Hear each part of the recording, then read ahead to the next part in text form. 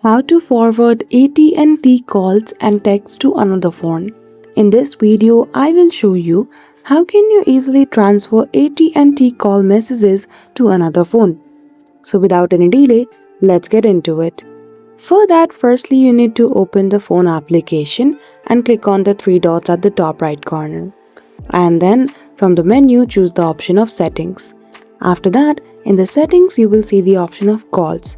Simply click on it and then you will see the option of call forwarding in call settings. Once you click on it, simply toggle on this feature to forward the call.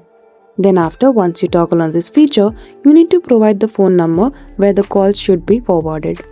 Now, if you want to forward any phone or messages on the spot, then what you need to do is simply pick up the phone that is connected and then dial *72, or sometimes *21 can also work. So that's it. That is how easily you can transfer AT&T call messages to another phone. So I hope you found this video helpful. If you did, don't forget to give it a thumbs up and subscribe to our channel for such tutorial. Thank you for watching till the end.